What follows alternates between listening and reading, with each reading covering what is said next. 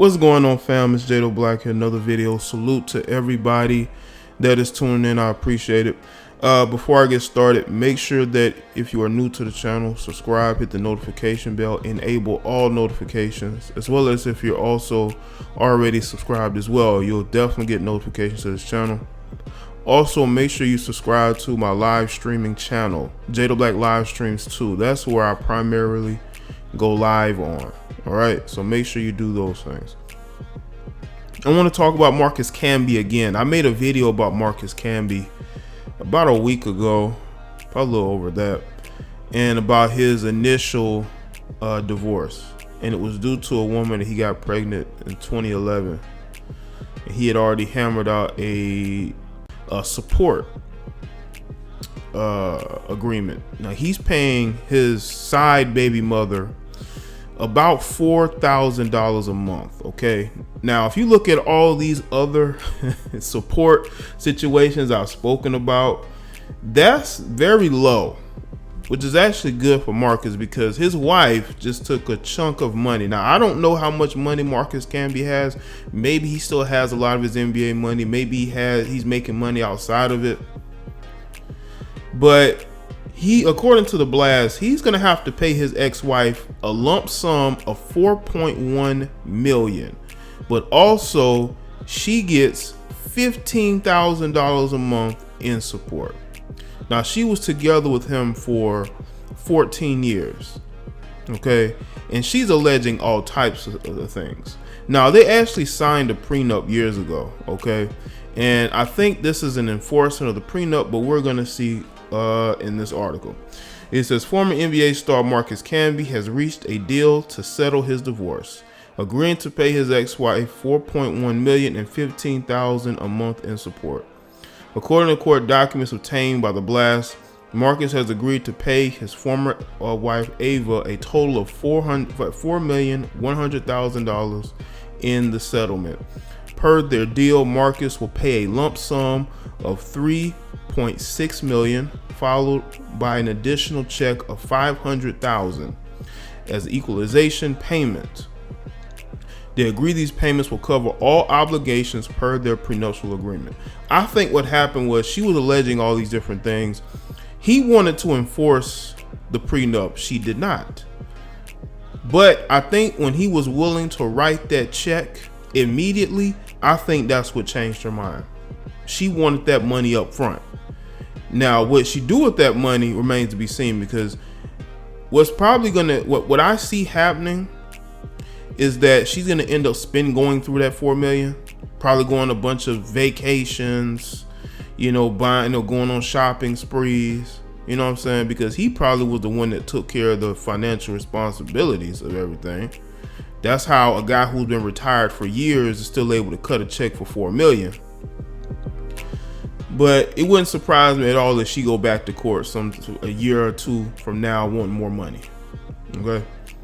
Ava will leave the marriage with a 2018 Tesla, a Porsche, all bank accounts in her name, the home in Manville, Texas, all her jewelry, and other personal effects, 50% of all furnishings, art, appliances, dishes, china, silverware, decoration, and art of their marital home.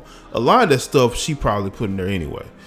She probably did a lot of the interior decorating, so that's not really going to be a big loss to him, you know. Let's see. Marcus gets to keep his own Tesla. She keeps the white one, he keeps the black one. Also, he keeps all other vehicles in his name and bank accounts under his name. He also keeps their marital home. Wife has to leave this month, and all his jewelry. So she's gonna, I guess, move to Texas, restart her life in Texas, and wherever that home is now, he's gonna stay there along with his Tesla in the bank accounts in his name. So he must have multiple bank accounts, which doesn't surprise me. Probably has the money spread out in different accounts. He will also cover $35,000 for Ava's divorce attorneys and outstanding credit card debt. So basically, he's agreeing to not only pay her off, but he's going to clear the debt that she has accumulated. Marcus agreed to also pay $8,500 a month for their kid Milan, and another $6,500 for Maya, for a total of $15,000 a month. So he's paying a little bit more for one than the other. But still, you got to look at it like this, man. Basically, she's going to be moving to Texas, okay? They have no state income tax. And I don't know if the cost of living is too much down there, but what are those two kids going to do with that amount of money each month? Is it going to go into an account for themselves? I doubt it. That money is going straight to the mother's account. It's going straight to her account. What they need to do in these support hearings is that at least half, or a little bit more than a half, needs to go into a fund for them once they get older. I don't think that the ex-wife should have access to all that money, because all she's gonna do is blow through it. The house is already paid for, so it's not like she has a ton of bills. The only bills she's gonna have is the one she accumulates herself. But the biggest bill you always gonna have is mortgages, and if she's not paying a mortgage, maybe a property tax should have. But Ava Camby filed for divorce from Marcus after nearly 14 years of marriage. The two married in July of 2005 and ceased living together on April 5th, 2019. They share two minor young ones. In her petition for divorce, Ava accused Marcus of causing her personal injuries and claiming he repeatedly and continuously committed adultery, including fathering an extramarital child. Well, yep, he did that. He did that. That he did. But the thing is, I think she knew about it. So that wasn't the reason why they broke up. Ava wanted the prenuptial agreement they signed to be thrown out, saying that it's unconscionable, and claims she signed the deal under duress. The duress was he told her, listen, I'm not going to marry you unless you sign this prenup.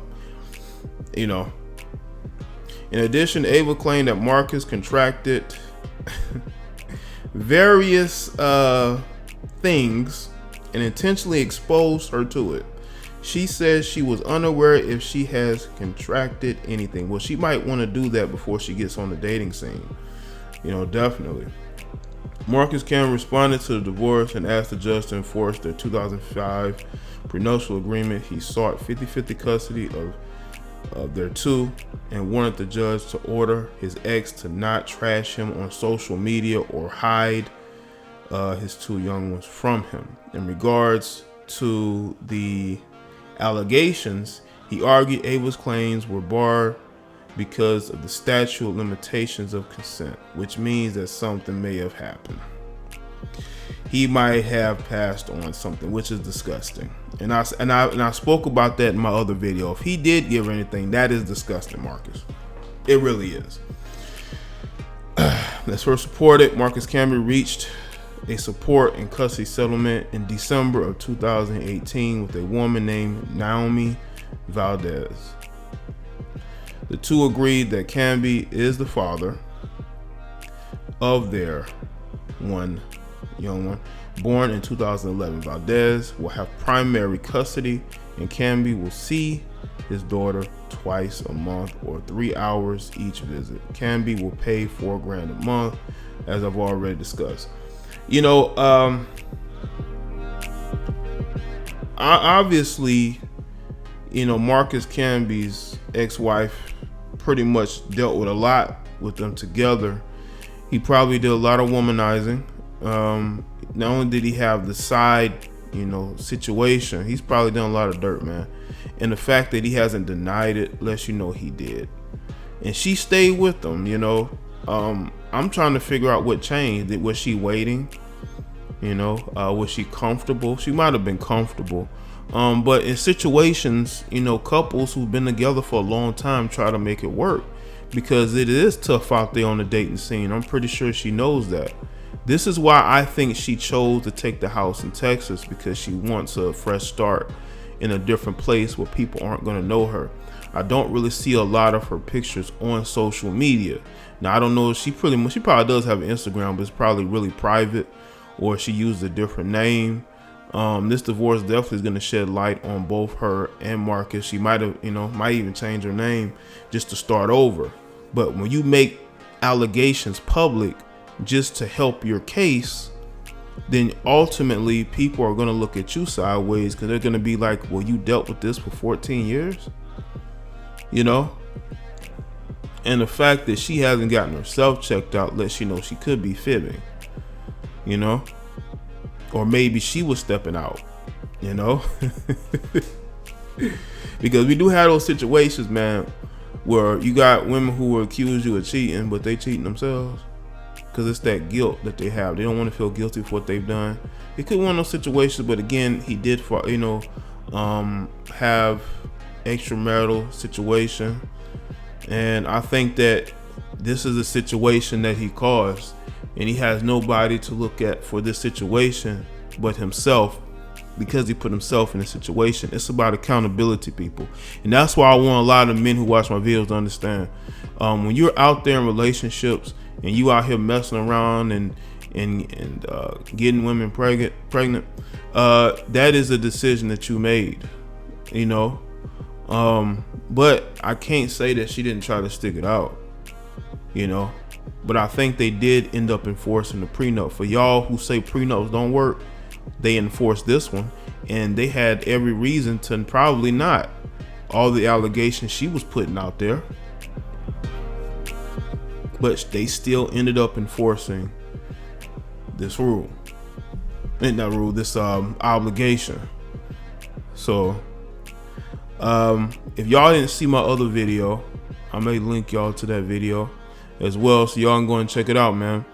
And as far as this situation goes, it's just the sign of the times, man. Women want to see what's on the other side of the fence. They want to get out of these situations, and they think that it's going to be better, but it may end up being a whole lot worse. But I think in this situation, I think it's best for both of them just to not be together.